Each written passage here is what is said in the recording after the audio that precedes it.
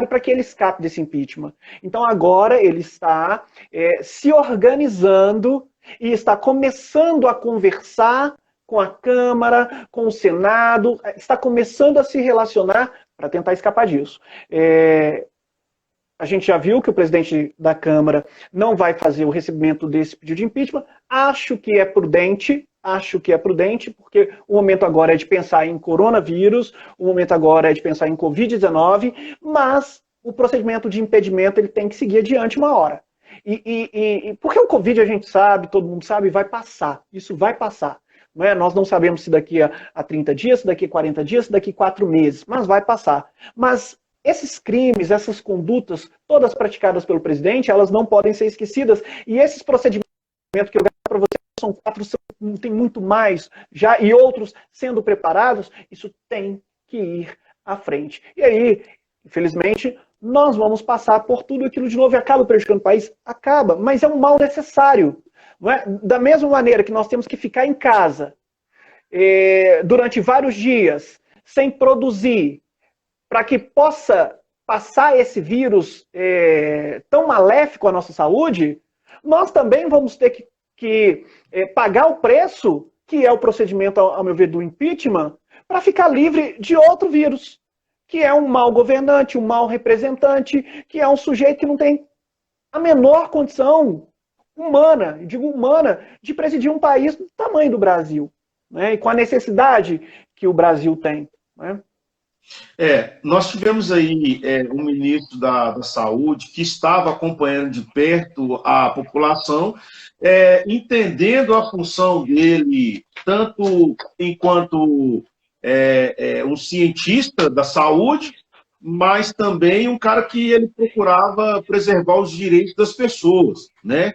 Agora, o novo ministro da Saúde, ele disse que vai restabelecer, ou que pode restabelecer diferentes políticas de retorno das atividades, Thiago, para cada cidade, a depender do número de infectados.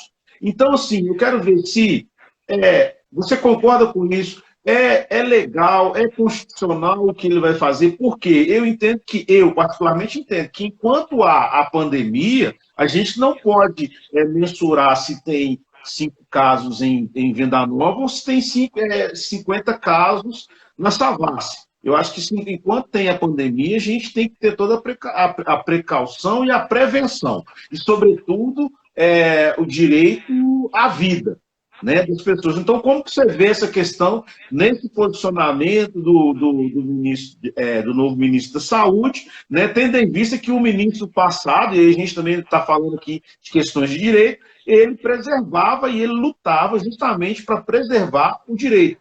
E eu gostaria também de já emendar nessa conversa, você comentasse para a gente também essas supressões de direitos e a retirada dos direitos também de ir e vir, fazer um comparativo se o Estado está dentro da questão constitucional, dentro da legalidade ou não.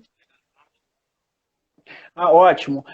Gil, no tocante ao novo ministro e sua política de restabelecer tratamentos diferentes para diversas localidades, com base em número, eu sou da sua opinião. Eu acho descabido, eu acho de pouca inteligência, né? Porque se um vírus está em uma pessoa, pode contaminar 30, assim como 30 vírus podem contaminar mais 100. Né? A gente não tem como mensurar isso. Até porque os números que o Brasil está divulgando não são números, apesar de serem oficiais, não são números que a gente pode ter como a verdade do que está acontecendo. Primeiro, Gil, porque não tem teste para todo mundo.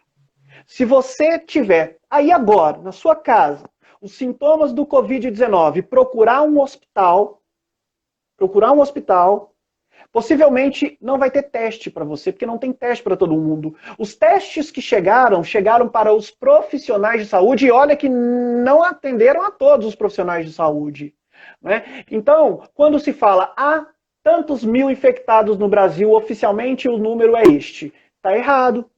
Está errado, porque há muitas pessoas que estão contaminadas, não fizeram teste, não sabe se é gripe, se é Covid, pode ser Covid. A gente não sabe. Ouvi a notícia de que houve 50 mortos num dia só em uma determinada localidade e que desses 50 mortos só foi possível perceber que averiguar, não fizeram teste, mas foi possível averiguar que 17 era de Covid, e os outros ainda estavam sob investigação, então não tem número verdadeiro. Não se pode estabelecer política a partir desses números que não são verdadeiros, e a base científica, ela não se justifica. Porque o vírus, não importa se ele está em uma, se ele está em 10 pessoas, se ele está naquela localidade, tem que ficar em casa até que aquele vírus morra, até que aquele vírus sucumba. E isso acaba sendo uma colisão de direitos fundamentais, e a gente parte para a resposta à sua pergunta, né? Como é que fica a questão do direito fundamental de ir e vir? Como é que fica a supressão dos direitos fundamentais? A gente imagina, como estudante de direito, operador de direito que somos, e todos que estão nos assistindo, nós imaginamos que os direitos fundamentais só são suprimidos naquelas hipóteses de crises constitucionais que a gente conhece como estado de defesa e estado de sítio, né? Então, a gente sabe que tanto o estado de defesa quanto o estado de sítio são situações extremas e que o próprio Estado pode ali suprimir direitos fundamentais. Mas uma característica importante que nós não podemos esquecer acerca dos direitos fundamentais é que eles não são absolutos. Os direitos fundamentais são relativos. Isso significa dizer que, numa colisão de direitos fundamentais, um pode ser suprimido em detrimento do outro. E a gente vê isso não só em situações de estado de sítio, estado de defesa, não é só nessa hipótese, a gente vê isso acontecer todo santo dia. Nós temos ações e ações no Poder Judiciário que trata de colisão de direitos fundamentais. Então, os direitos fundamentais, eles são relativos. Não existe direito fundamental absoluto. Não existe. Olha, nas palavras do livro do professor Flávio Martins, que é um amigo, que é um grande autor, professor do Damásio de Jesus, um autor de direito constitucional, ele disse que nem o direito aquele direito estabelecido, importante direito estabelecido no artigo 5º, que é o princípio da vedação à tortura, nem ele é absoluto. Porque se tiver em jogo aí uma coletividade imensa de pessoas, pode ser, ele admite isso, embora eu veja uma situação muito extrema, mas é uma situação trazida pelo professor Flávio Martins em seu livro, que pode ser que haja tortura para beneficiar aquela multidão de pessoas. Se tiver, por exemplo, uma bomba atômica, o sujeito implantou uma bomba atômica, está ameaçando de implodir aquela bomba atômica, vai matar centenas de pessoas e ele não fala de jeito nenhum onde que está, o que pode fazer, e ali será que não seria necessário violarmos o princípio da vedação à tortura? Veja como é que é importante. Eu estou indo num extremo, né? Claro que eu estou indo no extremo, mas não existe direito absoluto, e a gente percebe isso em outras situações. Por exemplo, legítima defesa. Legítima defesa é a possibilidade que eu tenho de, para repelir injusta agressão, eu tenho uma atitude que pode matar a pessoa. Matei uma pessoa, empurrei, ela caiu, bateu a cabeça no chão, morreu, não vou responder pelo crime de homicídio, porque estava eu em legítima defesa, uma excludente, que vai fazer com que eu não responda por aquele crime. Veja que o direito à vida perdeu. Não é? Na ação que nós tivemos, DPF número 54, no STF, que estabeleceu que o bebê anencéfalo, pode haver aborto do bebê anencéfalo, veja que é o direito à vida versus o princípio da dignidade da pessoa humana, da mãe. Então nós vemos, Gilberto, colisão de direitos fundamentais sempre. No artigo 5º, ainda para completar, nós temos o direito à propriedade. Mas o direito à propriedade, o próprio Estado tem mecanismos que ele pode tomar para si aquela propriedade alheia em nome do interesse público. Não é? Então, veja, existe a expropriação, chamada desapropriação, existe a requisição administrativa, existem mecanismos estatais onde o Estado pode suprimir um direito sempre observando o interesse público. O princípio em que o interesse público sempre vai prevalecer sobre o interesse privado. No caso aqui, é legítimo restringir, e é claro, isso com muito cuidado, não é? O direito de ir e vir, em detrimento do direito à saúde de todos, ao direito à vida de todos. Então, olha, o Estado está determinando que você fique na sua casa, ou que você não circule, ou que você não esteja com aglomerações de pessoas, porque isso pode violar o direito à saúde, o direito à vida de inúmeras outras pessoas. E olha, falando de Bolsonaro mais uma vez, nós tivemos recentemente, agora, essa semana, uma decisão da Justiça Federal que determinou, deu um prazo de 48 horas para o Bolsonaro mostrar os exames dele, se ele está contaminado com Covid ou não, né? Numa decisão fantástica. E qual foi a postura dele? A postura dele e da AGU respondendo a ação dizendo que ele não vai mostrar porque ele tem o direito individual à intimidade, mas ele esquece, ou pelo menos ele não sabe, que não existe direito absoluto, nem mesmo à intimidade. E veja, nós não estamos querendo saber situações acerca da intimidade do Bolsonaro, não. A gente não quer saber da relação dele com a esposa dele, como que deixou de ser. Não é isso. Não é isso. O Bolsonaro, ele está andando pela população. O Bolsonaro esteve no exterior, acompanhado de pessoas da comitiva dele, que se infectaram pelo Covid-19. O Bolsonaro anda pelas ruas, ele cumprimenta as pessoas. Há um vídeo em que ele passa a mão no nariz, passa o braço no nariz e logo em seguida ele cumprimenta uma senhora idosa. Né? Então veja, neste momento, a colisão de direitos, porque não existe direito absoluto, vai fazer prevalecer o direito, o interesse público, direito à informação e à publicidade, né? Já que ele é uma figura pública, em detrimento do direito à intimidade dele. Então, na colisão de direitos fundamentais, prevalecerá aquele que sempre, pelo princípio da razoabilidade, demonstrar que o interesse público está acima do interesse privado, e neste caso é sempre o caso. Então, haverá, sim, legitimamente, a restrição ao direito de ir e vir. Não pode fazer, por exemplo, como a Prefeitura de Contagem fez, me disseram isso, em que, parece que é um decreto, salvo engano, determinava que a pessoa que andasse sozinha, sem máscara, ela pagaria uma multa exorbitante de R$5.000. Isso excede aí o limite da razoabilidade. Realmente tem que haver coerção, tem que haver poder de polícia, mas dentro de uma razoabilidade. Perfeito, então compreensível, porque essa discussão estava até no meio de nós, advogados, né, se havia mesmo o ferimento do direito de ir e vir. Bem, nós com 55 minutos de live, eu quero mandar aqui, Tiago, uns abraços aqui para a doutora Isa Moraes, doutor Bruno Cândido, doutora Isa Moraes, que é a nossa querida conselheira seccional da OAB, doutor Bruno Cândido, que faz um trabalho fantástico junto ao Conselho Nacional e também ao Conselho Federal e também junto à OAB na questão das prerrogativas, a doutora Luciana Nogueira, que é julgadora do TED, doutor Darlen Wells, julgador do TED, doutor Silvio, que é um grande amigo e grande apoiador, e um abraço especial ao Ricardo Soares, que é um rapaz fantástico. Eu quero te levar lá, Tiago, para fazer uma palestra para os meninos sobre direito constitucional, que é a juventude, que é o grande futuro da nação. E, para finalizar essas questões, eu também quero mandar um abraço para um grande amigo nosso, que é o doutor Marcos Ribeiro, o advogado do povo, uma figuraça, o nosso druida. Então, para finalizar, Tiago, essa live que vem trazendo para a gente esses esclarecimentos em relação às questões constitucionais, as posturas do governo, as nossas supressões de direitos, né? Eu gostaria de saber de você, como advogado, como professor, como empresário, né?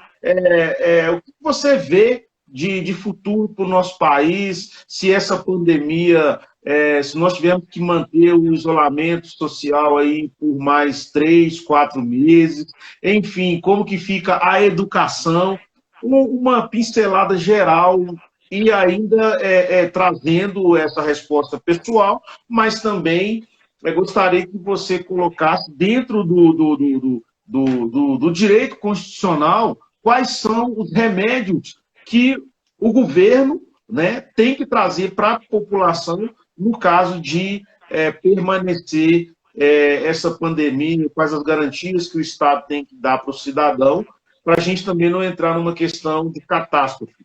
mas essa catástrofe também desde que ela seja real, porque a gente sabe que existe as jogadas políticas em cima da pandemia.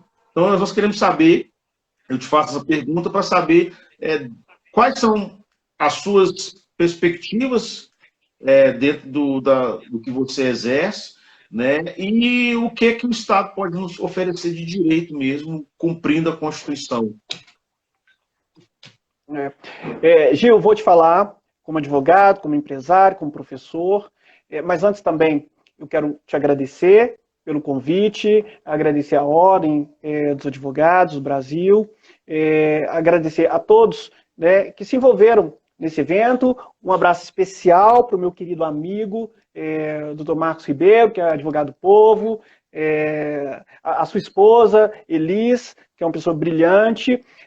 Quero também cumprimentar, Gil, um nosso amigo, um amigo nosso que recentemente virou pai, eu não sei se foi hoje, se foi ontem, eu vi no Instagram, o filho dele lindo, recém-nascido, tirou foto com a esposa, que é o doutor Adriano Cardoso.